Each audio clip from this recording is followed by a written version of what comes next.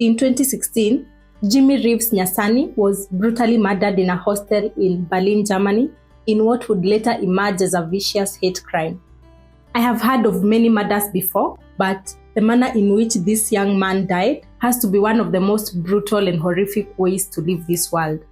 It will be a bit difficult to give the full description of how exactly he was murdered, but I'll try. So stay tuned. Welcome back to the Crime Gist. My name is Damisa. Jimmy Reeves Nyasani entered this world in the year 1968 a bit privileged. He was a Germany-born Kenyan Tanzanian. Does that make sense? In other words, he was born in Germany to a Kenyan dad and Tanzanian mom. His dad, Professor Joseph Nyasani, was no ordinary man. Born in Kisii, Kenya in 1936, Professor Joseph Nyasani had originally wanted to become a Catholic priest, but changed paths to pursue academics. And he did a remarkable job at this, as he would go on to make history in ways that only few could imagine. His academic journey and intellectual brilliance took him across continents, building a long, rich resume. He earned his Bachelor of Arts degree from Rome, a diploma in social ethics from Oxford University, and his master's in law from New York University School of Law. His expertise would also catch the attention of the United Nations, where he went on to serve as a political affairs officer in the Department of Political and Security Council Affairs. He would also become an associate professor at the prestigious City University of New York. Joseph Nyasani was also a seasoned journalist, having studied journalism at the University of Cologne in Germany. He worked for the Voice of Germany in Cologne and later the Voice of Kenya, holding an international press card for over 35 years. He would also eventually author a total of 41 books on philosophy, law, and metaphysics. It was at the University of Cologne where Professor Joseph Nyasani made his mark on history. In 1963, he became the first African student to write his PhD dissertation in the Latin language. By doing this, he broke a tradition that had stood for over 300 years. The list of Professor Joseph Nyasani's achievements we can't exhaust today. He was just a brilliant mind. It was while in Cologne, Germany, that he met and fell in love with a Tanzanian nurse working there. Together, they went on to have 4 children: Terry, Jimmy, Shari, and Andrew Nyasani. Jimmy Reeves Nyasani, the main character of our story today, was born in 1968 in Cologne, Germany. Unknown to anyone at the time, all the 4 siblings would grow up to break barriers, just like their extraordinary Kenyan father. Professor Joseph Nyasani and his Tanzanian wife later divorced, and the scholar returned to Kenya to become a professor at the University of Nairobi. Back in Nairobi, he would spend decades inspiring students and writing prolifically. His 4 children stayed back in Germany with their mother.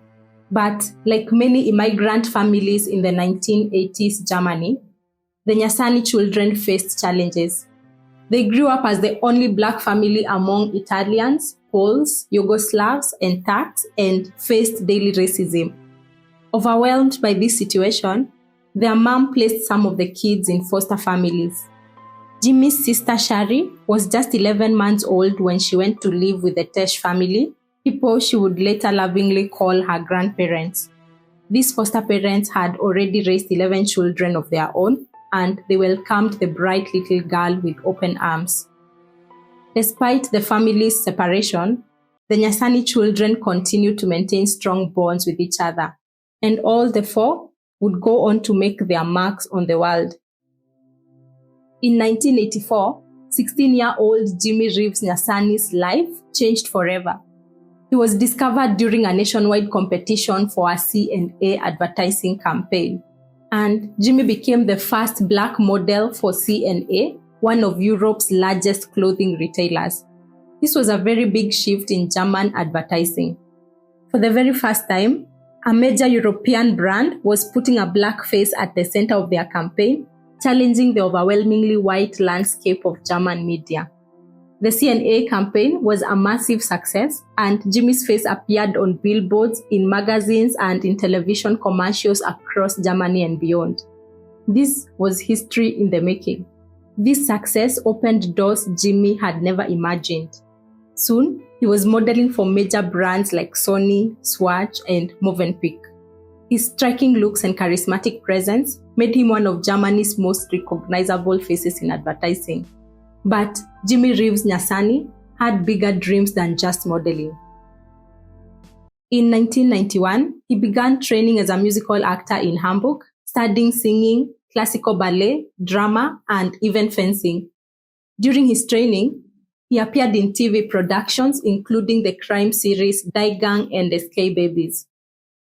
In the early 1990s, Jimmy would unite with his siblings Terry, Shari, and Andrew Nyasani when they formed a German hip-hop and soul music group called the Four Reeves.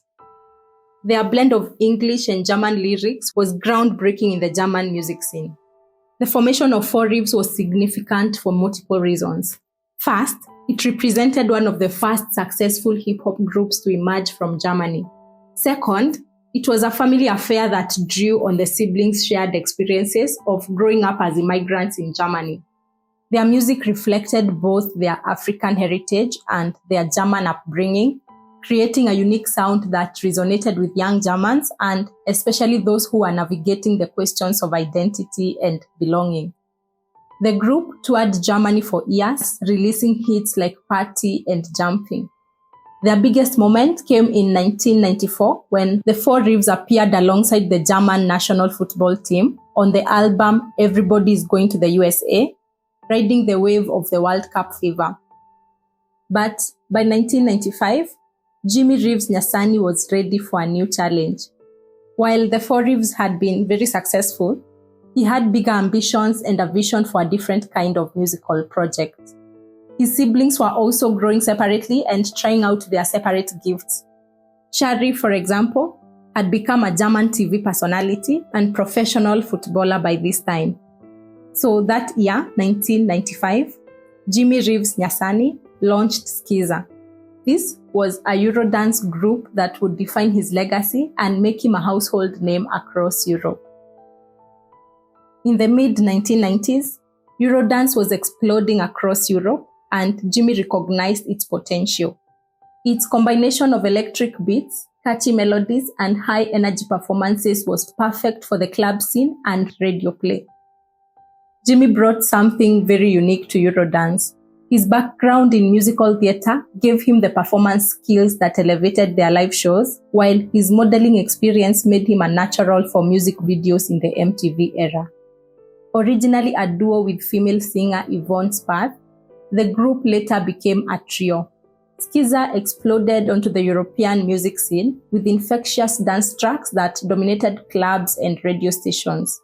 Their hits, Blue Jeans, Sweet Kisses, and especially Without You, which reached number 10 on the German charts in 1998, made them superstars. The group sold over 1 million records worldwide, with their singles played more than 10 million times. And Jimmy Reeves Nyasani was the frontman and more so the creative force behind Skiza's success. Even at the height of his fame, Jimmy never stopped evolving. He continued modeling for major brands, singing, and also appearing on reality TV shows. By the year 2009, he was reinventing himself again. He was building a new chapter in his career as a producer and mentor to other artists. He also founded Jimmy Joe Production, his own recording studio, and was releasing singles under the name Jimmy Joe. But success in the entertainment industry came with its own challenges, particularly for someone like Jimmy, who was navigating multiple identities. He was a Black bisexual performer in a predominantly white heteronormative industry. And so, the pressures of fame, combined with personal struggles, began to take their toll. The entertainment industry of the 1990s and early 2000s was not the more accepting environment of today. LGBTQ+ performers often felt the pressure to hide their sexuality or risk damaging their careers. Jimmy Nyasani was openly bisexual, and this created additional stress. So he developed some concerning behaviors, particularly around alcohol. Those close to Jimmy later revealed that he drank too much, and when intoxicated, he would sometimes become aggressive in soliciting sexual encounters. This behavior was very troubling to his friends and family, but it also reflected the pressures he faced trying to navigate his sexuality in an industry that wasn't always welcoming to people like him. By early 2016, Jimmy's life was in a difficult place. The music industry was changing, and the Eurodance music that had made him famous was no longer dominating the charts. Streaming services were also changing how people consumed music, and many artists from the 90s found themselves struggling to maintain relevance. Personal relationships were also difficult. By then, Jimmy had moved to Berlin and was living with his girlfriend. But like many of his romantic entanglements, his relationship was complicated by his struggles with alcohol and his sometimes erratic behavior. Friends and family were concerned about his well-being, but Jimmy was proud and independent and often reluctant to accept help, even when he clearly needed it. On March 6, 2016, a cold Sunday evening, after an argument with his girlfriend, Jimmy found himself homeless in Berlin when she kicked him out of their apartment. He checked into room 25 at the Happy-Go-Lucky hostel in Berlin. This was a 6-bedroom. That is a room with 6 beds that cost him just 11 euros. And this room 25, unbeknownst to him or anyone at the time, would be the very place that his life would come to an end. The next morning, Monday 7th, 2016, a new guest arrived at the Happy-Go-Lucky hostel and checked into room 25. At around 7 a.m., the new guest made a horrific discovery. Jimmy Nyasani lay on the bed covered in a blanket. When the guest pulled the blanket away, he saw Jimmy's dead body. His body was very bruised and bloody. The scene was so disturbing and spoke of extreme violence. He called the police, and the horror in that room immediately triggered a major police investigation. Berlin police treated the case as a murder from the very beginning. The level of violence was clearly beyond anything that could be considered accidental. The forensic evidence would later paint a clear picture of a prolonged, brutal attack on Jimmy that had been intended to kill him. News of Jimmy's murder sent shockwaves through Germany's entertainment industry and beyond. His murder became front-page news across Germany, with major newspapers and television programs covering both his life and the circumstances of his death. This was a man who had been a household name, whose face had been on billboards, and whose voice had been heard on radio stations across Europe. The German media initially focused on the mystery of how a once successful entertainer had ended up in such dire circumstances, like being found dead in such a cheap hostel. But as the details of the crime emerged, the focus shifted to the horrific nature of the attack, and one question persisted. Who had killed Jimmy Reeves Nyasani? The investigation moved quickly, aided by the hostel's security cameras. Within days, police had identified Powell Andarsky and Adam Kakorski as suspects. The two had been guests in the same hostel and on the same night as Jimmy. However, by the time they moved to arrest them, both men had fled. As the international manhunt for Jimmy's killers was going on, Jimmy's family was struck by additional tragedies. Just 4 days after Jimmy was murdered, his father, Professor Joseph Nyasani, died in Kenya. The timing was devastating. Professor Nyasani was 80 years old and had been in declining health, but the news of Jimmy's murder may have accelerated his decline. Those close to the family suggested that the shock of learning about his son's brutal death was more than the elderly professor could bear. He died at Aga Khan Hospital in Nairobi, surrounded by family members who are also grieving Jimmy's loss. The loss of Professor Nyasani was particularly tragic because it meant that the family had lost both a beloved son and their patriarch in the same week. But sadly, the tragedies weren't finished yet. As Jimmy's sister, Shari, prepared to travel to Kenya for her father's funeral, she received yet another devastating piece of news. Her foster mother, the woman she lovingly called grandma and who had raised her from infancy, had also died. This foster mother had been a stabilizing force in Shari's life. Her death meant that Shari had lost another parental figure just when she needed support the most. The Nyasani family lost 3 important people in their lives in a span of just 1 week. The timing of these deaths also meant that the family's grief was compounded and complicated. Instead of being able to properly mourn Jimmy's murder, they were immediately faced with additional losses that demanded their attention and emotional energy. Funeral arrangements had to be made, family members had to be notified, and practical matters also had to be addressed, even as they were trying to process the trauma of Jimmy's brutal murder. But as they were making arrangements to bury their loved ones, they got news that one of Jimmy's killers had been caught. Adam Kakorski had been arrested in Poland and extradited to Germany.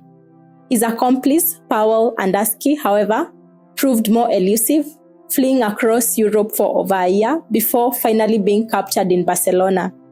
He was carrying fake passports, multiple phones, and thousands of euros in cash.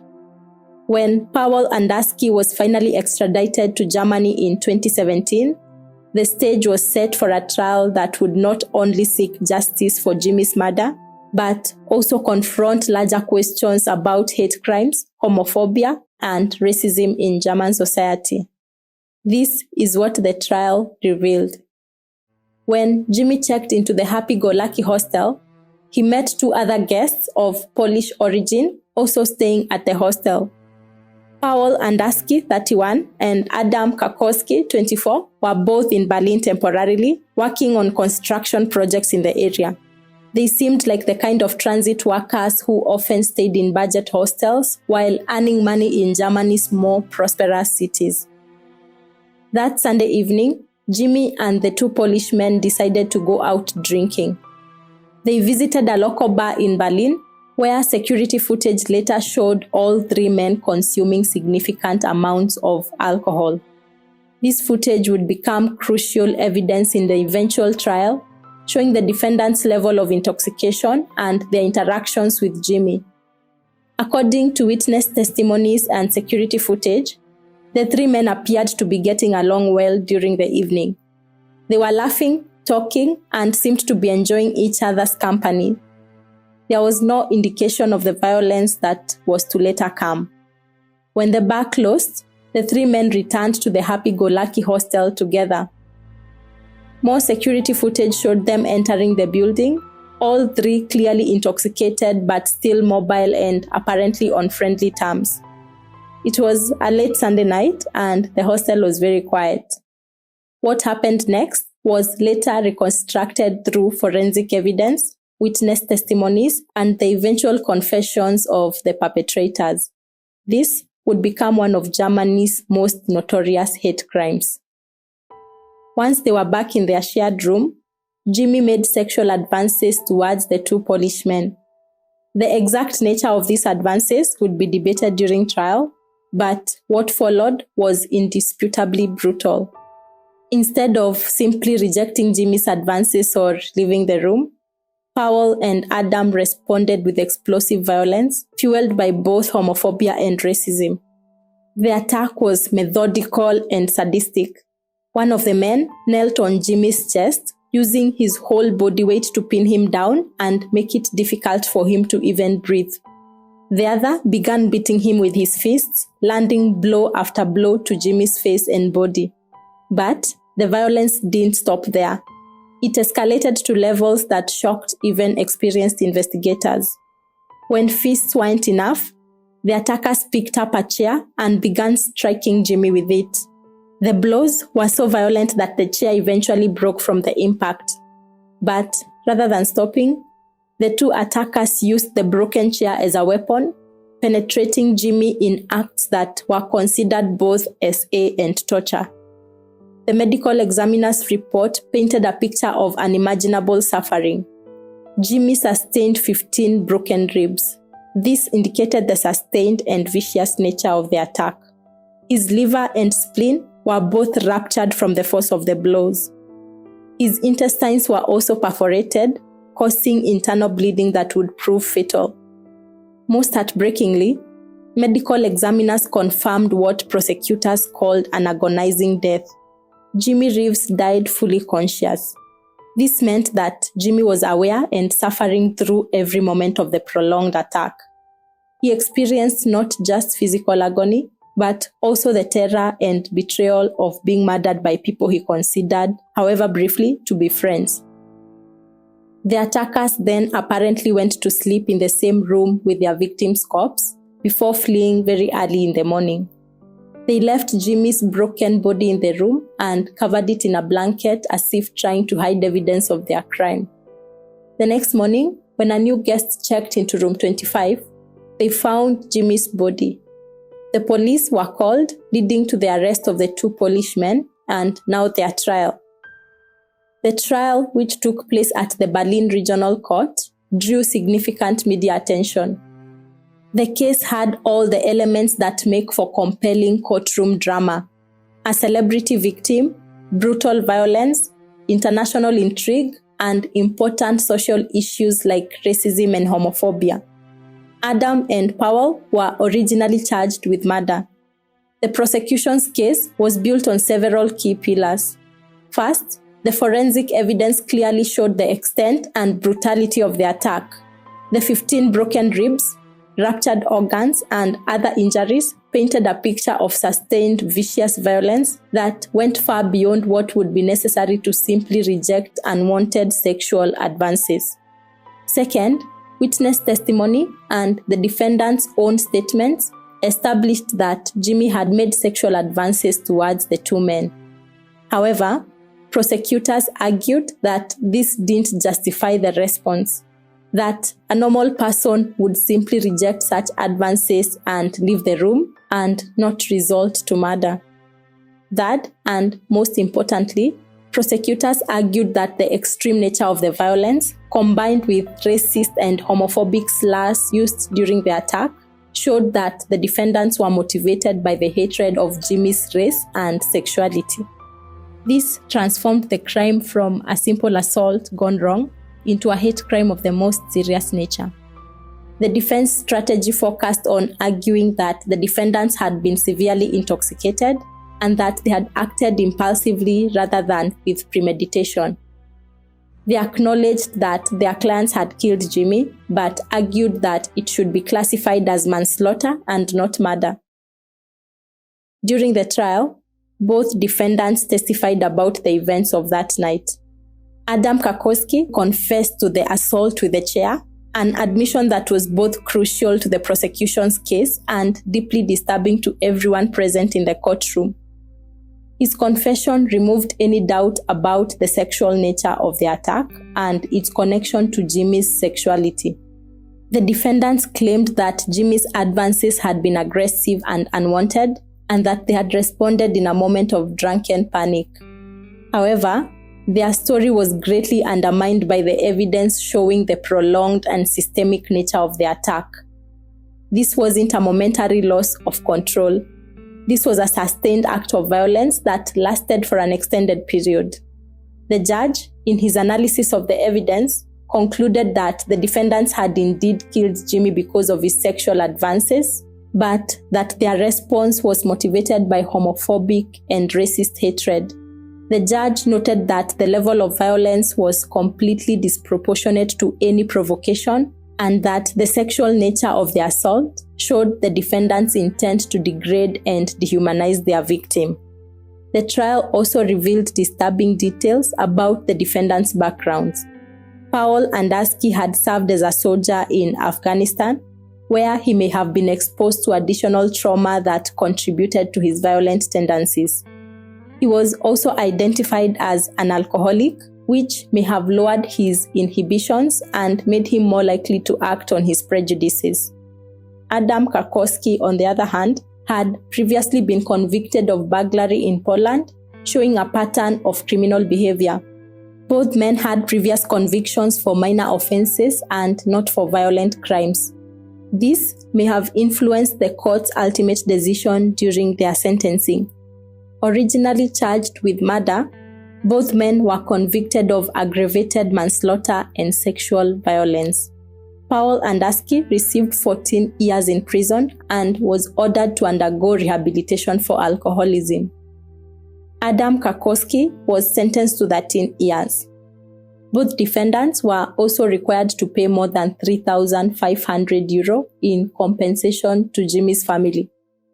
While this monetary amount could never compensate for the loss of a loved one, it represented a formal acknowledgement of the harm they had caused and a small measure of financial justice for the family. But Jimmy's family wasn't quite content. Seeking murder convictions that would have meant life sentences for the defendants, the family appealed the court's decision. The defendants also appealed, claiming that their sentences were too harsh. However, in January of 2020, the Federal Court of Justice ultimately upheld the convictions. Jimmy Reeves Nyasani was just 47 when his life was cut short, but he had already lived several lifetimes. He was a pioneer who broke racial barriers in German advertising, a musical innovator who helped shape the Eurodance scene, and a performer who brought joy to millions. His story is one that Germany and the world cannot afford to forget. But perhaps more importantly, his life reminds us of what we lose when we let hate win. His death revealed how far society still has to go. Jimmy Reeves Nyasani should not just be remembered as a victim of hate, but as a pioneer who dared to dream and, for a shining moment, made those dreams come true. This brings us to the end of our story today. If you enjoyed our deep dive, please do not forget to subscribe, to like, and to share this episode with other true crime junkies like yourself. See you right here on the next one.